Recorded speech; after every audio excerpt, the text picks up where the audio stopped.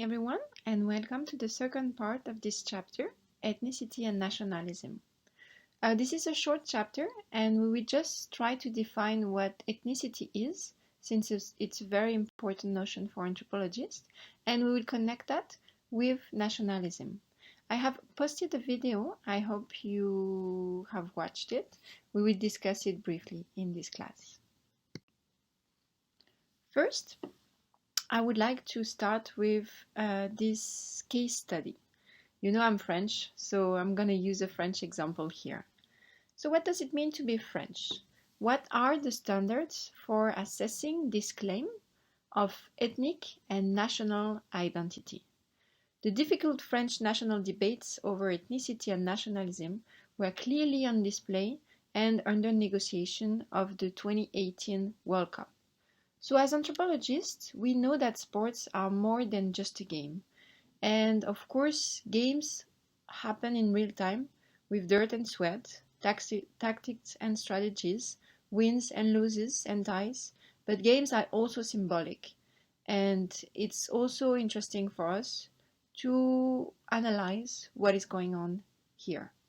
Now, what is this debate about the 2018 World Cup? During the World Cup, a lot of journalists, foreigners, but also French citizens, claim that the football French team is not French. Why is that? Because a lot of the French football players are from immigrant background. And so people were questioning their Frenchness. And this debate was also here in the video I gave you to watch. This is the video I'm referring to. It's extract from the Trevor Noah's show, the Daily Show. And in this video, he explains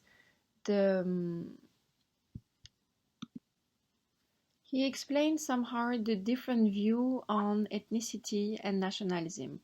Because during his show, he said that Africa won the World Cup and not France. Well, he said actually both Africa and France won the World Cup, referring to the African ancestry of most of the French football players. However, in France, this debate is very sensitive. Why? Because the French identity, national identity, is based on unity and universality. So if you're French, somehow you are mainly French, and then you can talk about origins. In the US, it's different because people can have multiple identity and claim their multiple identity, and the nation recognizes that. This is related to the history of these two countries. They have a very different history, and the idea of the nation, what is this country, is based and is made out of different discourses. So that's the reason why ethnicity and nationalism are perceived in different ways depending on the countries, because it's related to the history of those places. So, like we discussed when we talked about race, it's always important to think of the context. Where does it take place? What is the history of this place? Who are the people here involved? And the sense of identity will then vary depending on where the people are and what is their cultural background. So this is the main outcome from this case study, but please do watch the video and you will understand better what do we mean here. Now, saying that, let's look at what does ethnicity mean. So we hear the word ethnicity all the time. The press reports some ethnic conflict all over the world, in Rwanda, in Iraq, in Iran, India, and so on. So we also hear about ethnic shops, ethnic foods.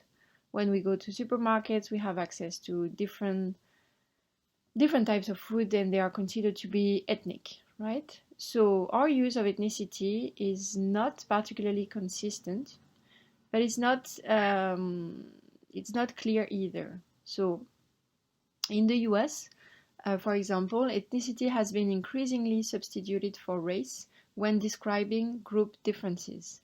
So ethnic is often paired with minority, a term signifying a smaller group that differs from the dominant, from the majority culture in terms of, language, dress, food, immigrant history, national origins, or religion. But the usage ignores the ethnic identity of the majority. So it lacks clarity, right? So um, here I would like us to agree that we would define ethnicity as a sense of connection to a group of people who we believe share a common history, culture, ancestry, and who are distinct from another group. So, considering that definition, we can tell that ethnicity is actually very similar and very close to identity, what we call identity. Now, let's continue to discuss that. So, ethnicity for anthropologists. Over a lifetime, humans develop complex identities that connect to many people in many ways.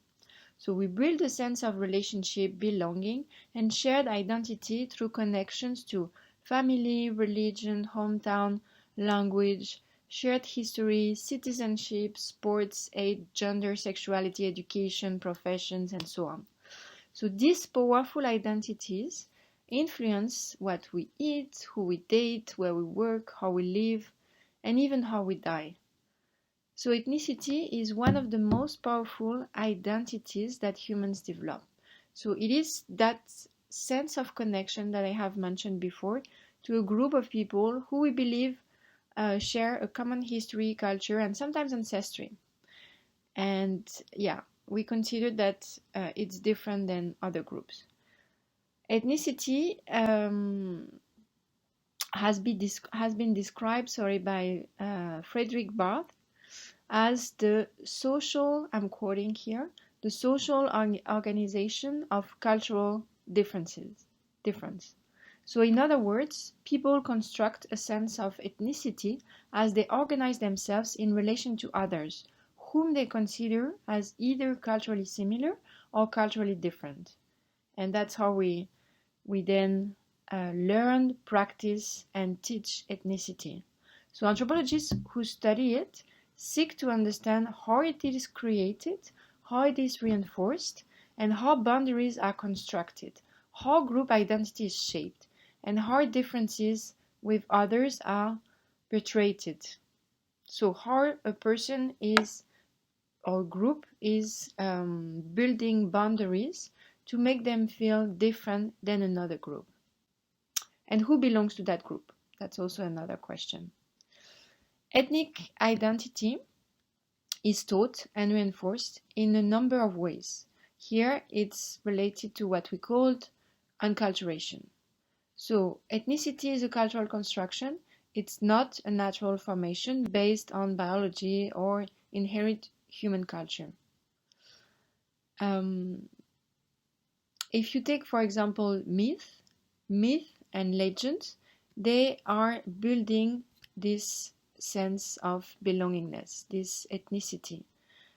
In the United States, for example, the American origin myth includes stories of historical events, such as the landing of the Mayflower, the first Thanksgiving, the Boston Tea Party, the American Revolution, the Civil War, the settling of the West, and so on.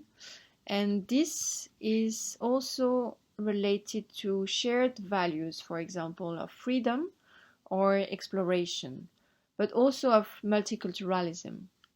And this is how a nation built itself. So people learn, practice, and then teach ethnicity. This is what we call, remember, enculturation. Now, Frederick Bars that I mentioned, he is the one who talked about ethnic boundaries mark, and he said that shared cultural practices such as food, clothing, architecture, uh, a belief in a common history and ancestor are usually associated with a common territory. And then nations are built on top of that. So sometimes a nation will be entirely connected to the ethnicity, and sometimes it would be many ethnicities living in one territory. So let's talk quickly about here nationalism. There is a famous political scientist. His name is Benedict Anderson. He wrote that famous book in 1983 called Imagined Communities. And he conceived the nation as an imagined community. He called it imagined because almost all of the people within it have never met and most likely will never meet. They may be separated by sharp divisions of class, politics, or religion, and yet they imagine themselves, they have a common heritage and collective responsibility to one another and to the nation. So, this sense of membership is an imagined national community, and it can be strong to lead people into battles. If you think of wars, it's only people who believe that this nation exists and that they would like to fight for it. So Anderson, it traces the imagined communities in Europe and the development of print communication in the capitalist economies that emerged in the 18th and 19th centuries.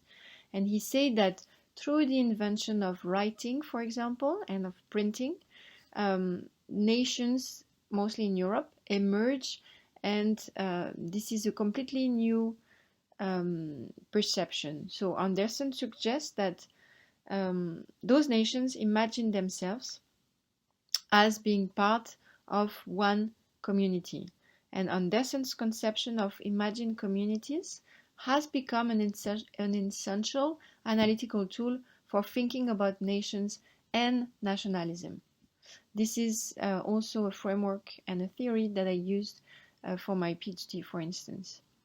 There are other researchers, historians, for example, Eric Hobsbawm and Terence Ranger. At the same time, they suggest also that nations are not ancient configurations, but instead are more recent constructions who invented traditions. So nations may evoke a sense of very deep and long history and inspire a broad sense of unity, but they are in fact actually recently relatively new, for example. Yes, for example, that's what I wanted to tell you. And I wanted to take again, excuse my egocentric examples today, but I wanted to take the French example again. So we imagine the French nation state to have a deep and unitary history prior to the 19th century. But actually, before the 19th century, the French were a scattered collection of urban and rural people who spoke different languages, celebrated different holidays and festivals, practiced different religions, and held primarily loyalty not to French state, but to their city, their town, their village first, or to their extended family. So it was two national infrastructure projects launched in the early 18th that slowly invented the French nation. And it's not only the case for France, but also for neighbor countries, for the UK, for Germany, for all the European nations. So very quickly, to wrap it up, a nation state here could be defined as a distant political entity whose population shares a sense of culture, ancestry, and destiny as a people. Citizenship, what is citizenship? I just wanted to remind you that. So it's basically here a legal membership in the nation state, and nationalism here, ethnic.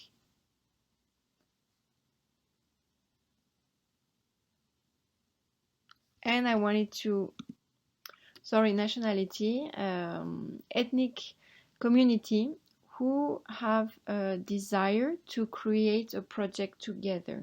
So nationalism is people living in the same territory, sharing values, but also who have a goal and who would like to build something together.